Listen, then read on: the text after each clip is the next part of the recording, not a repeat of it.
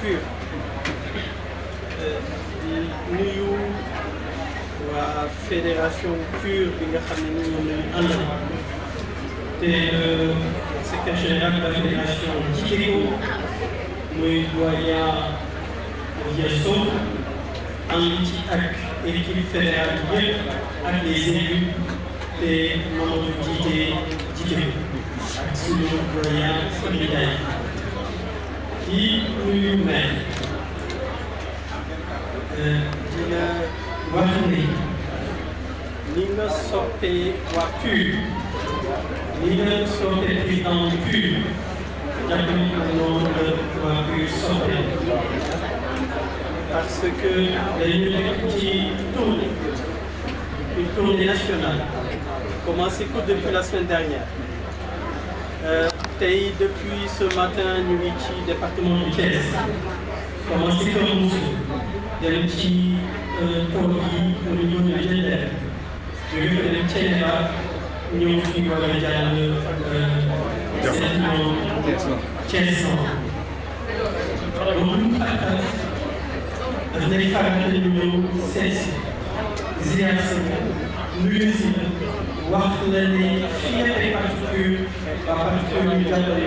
tey ñu kay man ngay xamuma loolu waaye maa ngi fàttaliku bi ñuy def les investitures au niveau local des élections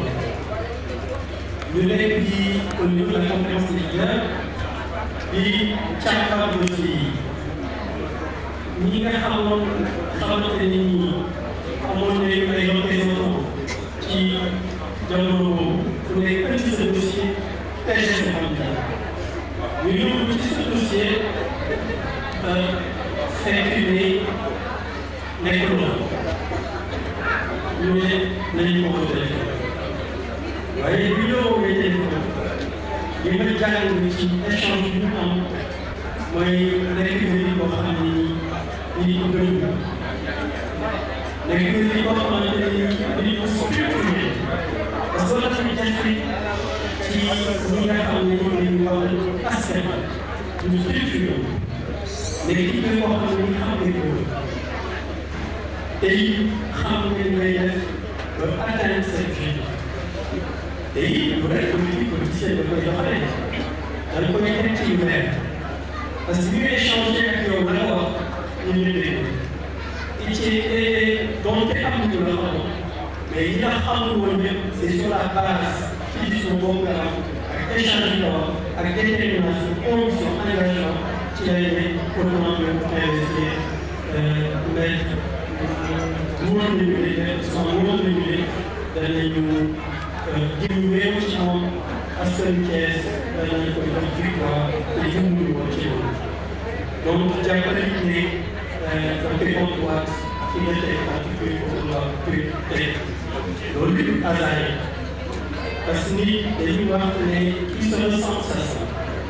c'est parce que yow li nga gis ci waa PUR noonu la koy parce que su fekkoon ne mel noonu doo ko gis ñoom te dafa ànd ak humilité parce que wax sa mbaax moo rëbb waaye daal di sa mbaax te loolu dafa laaj ci nag man dafa nekk loo xam ne daf koy choqué da ngay gis ñu nekk ci langue politique mais dañuy añaane wax seen morom ñu nekk ci langue bi seen jikko yu baax wax li nga xam ni moo nekk lu am solo ci ñoom il préfère toujours rien daal ci yoo xamante ni xëy na ñu ko bëgg